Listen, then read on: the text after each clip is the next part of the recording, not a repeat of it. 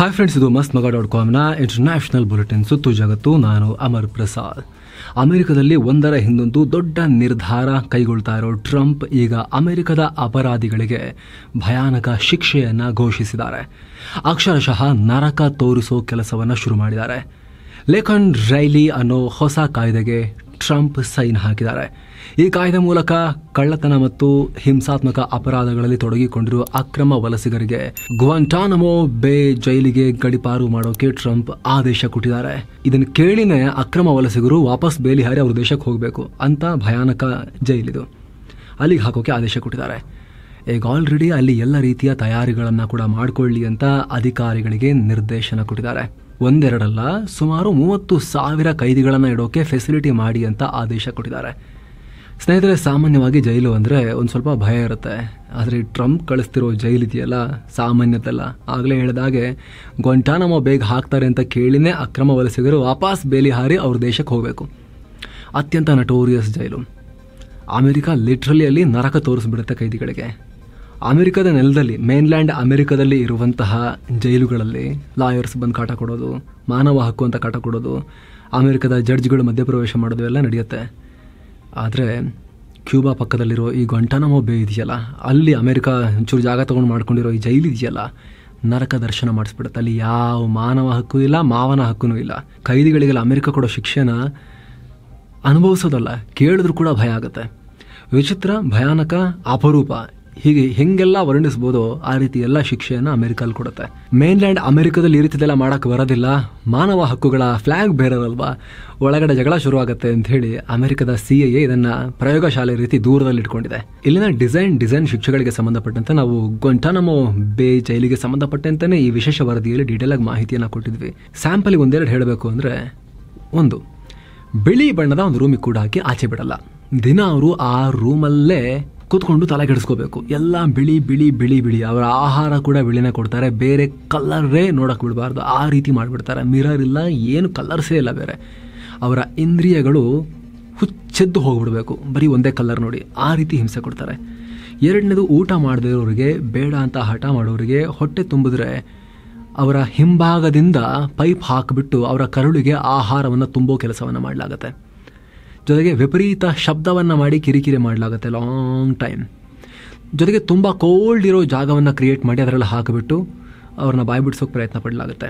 ಜೊತೆಗೆ water boarding ಅಂತ, ಅಂದರೆ ತುಂಬ ನೀರೆಲ್ಲ ಹಾಕಿ ಉಸಿರು ಕಟ್ಟಿಸೋ ರೀತಿ ಮಾಡೋದನ್ನು ಹೇಳೋಕ್ಕಾಗಲ್ಲ ಬಿಡಿ, ಜಾಸ್ತಿ ನೀವು ಬೇಕಾದ್ರೆ ಗೂಗಲ್ ಮಾಡಿ ನೋಡಿ ಹಾಗಂದ್ರೆ ಏನು ಅಂತ. ಆ ರೀತಿದೆಲ್ಲ ಅವರು ಹಿಂಸೆ ಕೊಡ್ತಾರೆ.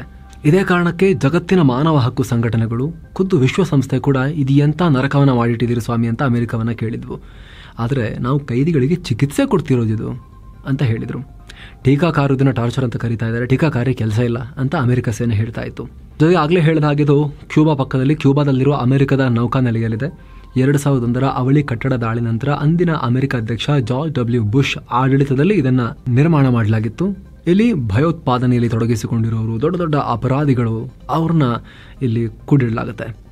ಅವಳಿ ಕಟ್ಟಡದ ದಾಳಿಕೋರನ್ನ ಕೂಡ ಇಲ್ಲೇ ಇಡಲಾಗಿದೆ.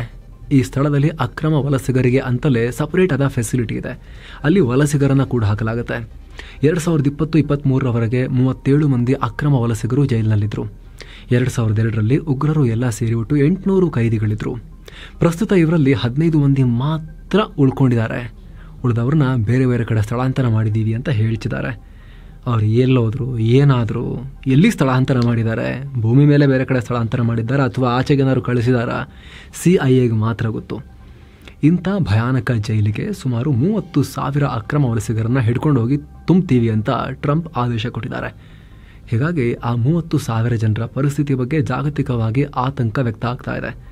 ಅಮೆರಿಕ ಅವ್ರ ಮೇಲೆ ದೌರ್ಜನ್ಯ ಮಾಡಬಹುದು ಅಂತಲೂ ಕಳವಳ ವ್ಯಕ್ತವಾಗ್ತಾ ಇದೆ. ಹೆಚ್ಚಿನವರು ನಮ್ಮ ದೇಶಕ್ಕೆ ವಾಪಸ್ ಹಾಕಿ ಅಂತ ಹೇಳಿ ಕೇಳ್ಕೊಂಡ್ರು ಆಶ್ಚರ್ಯ ಇಲ್ಲ. ಈಗ ಏನೋ ಅಮೆರಿಕದಲ್ಲಿ ಭೀಕರ ವಿಮಾನ ದುರಂತ ಉಂಟಾಗಿದೆ. ಅಮೆರಿಕದ ಸೇನಾ ಹೆಲಿಕಾಪ್ಟರ್ ಡಿಕ್ಕಿ ಹೊಡೆದು ಪ್ಯಾಸೆಂಜರ್ ವಿಮಾನವೊಂದು ಪತನ ಆಗಿದೆ. ವರ್ಜೀನಿಯಾದಲ್ಲಿರೋ Ronald Reagan Washington national airport ಪಕ್ಕದ ಪೋಟೋಮಿಕ್ ನದಿಯಲ್ಲೇ ಈ ಘಟನೆಯಾಗಿದೆ. ಈ ವಿಮಾನದಲ್ಲಿ ಸುಮಾರು 60 ಮಂದಿ ಪ್ಯಾಸೆಂಜರ್ಸ್ ಇದ್ದರು. ಸದ್ಯ 18 ಜನರ ಮೃತದೇಹಗಳನ್ನು ಮಾತ್ರ ಹೊರತೆಗೆಯಲಾಗಿದ್ದು ಶೋಧ ಕಾರ್ಯಾಚರಣೆ ಮುಂದುವರೆದಿದೆ. ರಕ್ಷಣಾ ಪಡೆಯ ಹೆಲಿಕಾಪ್ಟರ್ ನದಿ ಮೇಲೆ ಹಾರಾಟ ನಡೆಸ್ತಾ ಬದುಕಿರೋರ ರಕ್ಷಣೆ ಮಾಡುವ ಪ್ರಯತ್ನದಲ್ಲಿದೆ. ರಕ್ಷಣೆ ಮಾಡೋಕೆ ಬೋಟ್ಗಳನ್ನು ಕೂಡ ನದಿಗಿಳಿಸಲಾಗಿದೆ. ಅಪಘಾತಕ್ಕೀಡಾದ ವಿಮಾನವನ್ನ ಅಮೆರಿಕನ್ ಏರ್ಲೈನ್ಸ್ನ ಅಮೆರಿಕನ್ ಈಗಲ್ ಫ್ಲೈಟ್ 5342 ಅಂತ ಗುರುತಿಸಲಾಗಿದೆ. ಸದ್ಯ ರೇಗನ್ ನ್ಯಾಷನಲ್ ಏರ್ಪೋರ್ಟ್ನಲ್ಲಿ ವಿಮಾನ ಹಾರಾಟವನ್ನು ತಾತ್ಕಾಲಿಕವಾಗಿ ಸ್ಟಾಪ್ ಮಾಡಲಾಗಿದೆ. ದುರಂತದ ಬಗ್ಗೆ ಅಮೆರಿಕ ಅಧ್ಯಕ್ಷ ಡೊನಾಲ್ಡ್ ಟ್ರಂಪ್ ಮಾಹಿತಿ ಪಡೆದಿದ್ದಾರೆ. ಇದರ ಬಗ್ಗೆ ಸಾಕಷ್ಟು ಅನುಮಾನಗಳು ಕೂಡ ಇವೆ. ಪ್ರತ್ಯೇಕವಾಗಿ ಅದರ ಬಗ್ಗೆ ನಾವು ಡೀಟೇಲ್ ಆಗಿ ಈ ಘಟನೆಗೆ ಸಂಬಂಧಪಟ್ಟಂತೆ ಮಾಹಿತಿಯನ್ನು ಕೊಡ್ತಾ ಇದ್ದೀವಿ. ಸುತ್ತು ಜಗತ್ತು ಎಂಡ್ನಲ್ಲಿ ಅದು ಪಬ್ಲಿಷ್ ಆದ ತಕ್ಷಣ ಲಿಂಕ್ ಬರುತ್ತೆ, ನೀವು ಅದನ್ನು ಚೆಕ್ ಮಾಡ್ಬೋದು. ಅತ ಪೂರ್ವ ಆಫ್ರಿಕಾ ದೇಶ ಸೌತ್ ಸುಡಾನ್ನಲ್ಲಿ ಲಘು ವಿಮಾನವೊಂದು ಪತನವಾಗಿ ಓರ್ವ ಭಾರತೀಯ ಮತ್ತು ಇವರು ಚೀನಾ ಪ್ರಜೆಗಳು ಸೇರಿ 20 ಮಂದಿ ಸ್ಥಳದಲ್ಲೇ ಪ್ರಾಣ ಕಳ್ಕೊಂಡಿದ್ದಾರೆ. ಪವಾಡ ಅನ್ನೋ ರೀತಿಯಲ್ಲಿ ಒಬ್ಬರು ಮಾತ್ರ ಬದುಕುಳಿದಿದ್ದಾರೆ. ಅವರಿಗೆ ಚಿಕಿತ್ಸೆ ಕೊಡಲಾಗ್ತಿದೆ. ದಕ್ಷಿಣ ಸುಡಾನ್ನ ನೈರೋಬಿ ಆಯಿಲ್ ಫೀಲ್ಡ್ ಏರ್ಪೋರ್ಟ್ನಿಂದ ಅಲ್ಲಿನ ರಾಜಧಾನಿ ಜುಬಾ ಅಂತಾರಾಷ್ಟ್ರೀಯ ವಿಮಾನ ನಿಲ್ದಾಣಕ್ಕೆ ತೆರಳೋಕೆ ಟೇಕ್ ಆಫ್ ಆದ ಕೆಲವೇ ಕ್ಷಣಗಳಲ್ಲಿ ಈ ದುರ್ಘಟನೆ ಉಂಟಾಗಿದೆ. ಏರ್ಪೋರ್ಟ್ನಿಂದ ಜಸ್ಟ್ 500 ಮೀಟರ್ ದೂರದಲ್ಲಿ ಪತನ ಆಗಿದೆ. ಇದರಲ್ಲಿ ಆಯಿಲ್ ಫೀಲ್ಡ್ನಲ್ಲಿ ಕೆಲಸ ಮಾಡುವ ಕಾರ್ಮಿಕರಿದ್ರು ಅಂತ ಹೇಳಲಾಗ್ತಿದೆ. ಅಪಘಾತಕ್ಕೆ ಸೂಕ್ತ ಕಾರಣ ಇನ್ನಷ್ಟೇ ಸ್ಪಷ್ಟವಾಗಬೇಕಾಗಿದೆ. ಮಹತ್ವದ ಬೆಳವಣಿಗೆಯಲ್ಲಿ ಖಲಿಸ್ತಾನಿ ಉಗ್ರ ಹರ್ದೀಪ್ ಸಿಂಗ್ ನಿಜ್ಜರ್ ಹತ್ಯೆ ವಿಚಾರವಾಗಿ ಕೆನಡಾ ದೊಡ್ಡ ಸ್ಟೇಟ್ಮೆಂಟ್ ಕೊಟ್ಟಿದೆ. ಪ್ರಧಾನಿ ಸ್ಥಾನಕ್ಕೆ ರಾಜೀನಾಮೆ ಘೋಷಿಸಿರೋ ಜಸ್ಟಿನ್ ಟ್ರೂಡೋಗೆ ದೊಡ್ಡ ಮುಖ ಭಂಗ ಆಗಿದೆ. ಮುಖ ಇದ್ರೆ ಅವರಿಗೆ ನಿಜ್ಜರ್ ಹತ್ಯೆಗೂ ಭಾರತಕ್ಕೂ ಲಿಂಕ್ ಇರೋ ಹಾಗೆ ಕಾಣಿಸ್ತಾ ಇಲ್ಲ ಅಂತ ಕೆನಡಾದ ತನಿಖಾ ತಂಡವೇ ಹೇಳಿದೆ. ಈಗ ನಿಜ್ಜರ್ ಹತ್ಯೆಯಲ್ಲಿ ಯಾವುದೇ ವಿದೇಶಿ ಕೈವಾಡದ ಬಗ್ಗೆ ಖಚಿತವಾದ ಸಾಕ್ಷ್ಯ ಇಲ್ಲ ಅಂತ ಟ್ರೂಡೋ ರಚನೆ ಮಾಡಿದ ತನಿಖಾ ತಂಡ ಸ್ಪಷ್ಟಪಡಿಸಿದೆ. ಆದರೆ ಕೆನಡಾ ಚುನಾವಣೆಯಲ್ಲಿ ಭಾರತ ಹಸ್ತಕ್ಷೇಪ ಮಾಡಿದೆ ಅಂತ ಆರೋಪವನ್ನು ಮಾಡಿದ್ದಾರೆ. ಈ ಆರೋಪವನ್ನು ಭಾರತ ಆಲ್ರೆಡಿ ತಳ್ಳಿಹಾಕಿದೆ. ಆದರೆ ಟ್ರೂಡೋಗಂತೂ ಮುಖಭಂಗ ಆಗಿದೆ. ಸುಮ್ಮನೆ ಒಂಥರ ಈ ಗೆಸ್ ವರ್ಕ್ ಮಾಡಿ ಸ್ಟೋರಿ ಬರೀತಾರಲ್ಲ, ಕತೆ ಬರೀತಾರಲ್ಲ, ಆ ರೀತಿ ಇವರು ಕತೆ ಹೇಳಿಬಿಟ್ಟಿದ್ರು. ಭಾರತದ ಮೇಲೆ ಆರೋಪವನ್ನು ಮಾಡಿದ್ರು. ಅವ್ರ ಮನಸ್ಸಿಗೆ ತೋಚಿದ ಹಾಗೆ ಅವ್ರ ಒಳಗಿರೋ ಈ ವಿಕಾರವನ್ನು ಹೊರಗೆ ಕಾರ್ಕೊಂಡಿದ್ರು. ಈಗ ಮುಖಭಂಗ ಆಗಿದೆ ಅವರಿಗೆ. ಭಾರತದ ಪಾತ್ರಕ್ಕೆ ಯಾವುದೇ ಸಾಕ್ಷ್ಯ ಇಲ್ಲ ಅಂತ ಕೆನಡಾದ ತನಿಖಾ ತಂಡವೇ ಹೇಳಿದೆ. 2023 ಜೂನ್ 18ನೇ ತಾರೀಕು ಕೆನಡಾದ ಸರ್ರೆ ಗುರುದ್ವಾರದ ಆವರಣದಲ್ಲಿ ಖಲಿಸ್ತಾನಿ ಉಗ್ರ ಹರ್ದೀಪ್ ಸಿಂಗ್ ನಿಜ್ಜರ್ ಹತ್ಯೆಯಾಗಿತ್ತು. ಇದನ್ನು ಭಾರತ ಮಾಡಿದ್ದು ಮೋದಿ ಪಾತ್ರ ಇದೆ, ಅಮಿತ್ ಶಾ ಪಾತ್ರ ಇದೆ, ಅಜಿತ್ ದೋವಲ್ ಪಾತ್ರ ಇದೆ, ಜೈಶಂಕರ್ ಪಾತ್ರ ಇದೆ ಅಂತೆಲ್ಲ ಆರೋಪ ಮಾಡ್ತಾ ಬಂದಿದ್ರು ಇವರು. ಇನ್ನು ಕುರ್ಚಿ ಏರಿ ಕೂತಾಗಿನಿಂದ ಬಾಂಗ್ಲಾದ ಯೂನಸ್ಗೆ ಯಾಕೋ ತಲೆನೇ ನಿಲ್ತಾ ಇಲ್ಲ. ದಿನ ಏನಾದ್ರೊಂದು ಕಿತಾಪತಿ ಮಾಡ್ತಾನೆ ಇದೆ ಅದು. ಈಗ ಭಾರತದ ಜೊತೆಗಿನ ಗಡಿ ಒಪ್ಪಂದಗಳನ್ನು ರದ್ದು ಮಾಡೋದಾಗಿ ಸೋ ಕಾಲ್ಡ್ ಮಧ್ಯಂತರ ಸರ್ಕಾರದ ಮುಖ್ಯಸ್ಥ ಯೂನಸ್ ಘೋಷಣೆ ಮಾಡಿದ್ದಾರೆ. ಭಾರತದ ಜೊತೆಗೆ ನ್ಯಾಯಯುತವಲ್ಲದ ಒಪ್ಪಂದಗಳನ್ನು ರದ್ದು ಮಾಡೋಕೆ ಮುಂದಾಗಿದ್ದೀವಿ. ಮುಂದಿನ ತಿಂಗಳು ಭಾರತ ಮತ್ತು ಬಾಂಗ್ಲಾ ನಡುವೆ ನಡೆಯಲಿರೋ ಮೀಟಿಂಗ್ ವೇಳೆ ಇಂತಹ ಒಪ್ಪಂದಗಳನ್ನು ರದ್ದು ಮಾಡೋ ಬಗ್ಗೆ ಮಾತುಕತೆ ನಡೆಸ್ತೀವಿ ಅಂತ ಹೇಳಿದ್ದಾರೆ. ಅಂದಹಾಗೆ ಉಭಯ ದೇಶಗಳ ನಡುವೆ ಫೆನ್ಸಿಂಗ್ ನಿರ್ಮಾಣ, ಗಡಿಯಲ್ಲಿ ನಡೀತಾ ಇರೋ ಅಕ್ರಮ ಚಟುವಟಿಕೆಗಳನ್ನು ತಡೆಯುವ ವಿಚಾರವಾಗಿ ಫೆಬ್ರವರಿ 17ರಿಂದ 20ನೇ ತಾರೀಕಿನವರೆಗೆ ಮಾತುಕತೆ ನಡೆಯುತ್ತೆ. ಬಾರ್ಡರ್ ಗಾರ್ಡ್ ಬಾಂಗ್ಲಾದೇಶ್ನ ಮೇಜರ್ ಜನರಲ್ ಮಹಮ್ಮದ್ ಅಶ್ರಫ್ ಜಮಾನ್ ಸಿದ್ದಿಕಿ ಹಾಗೂ ಭಾರತದ ಗಡಿ ಭದ್ರತಾ ಪಡೆ ಮುಖ್ಯಸ್ಥ ದಲ್ಜೀತ್ ಸಿಂಗ್ ಚೌಧರಿ ನಡುವೆ ಈ ಮೀಟಿಂಗ್ ನಡೆಯುತ್ತೆ.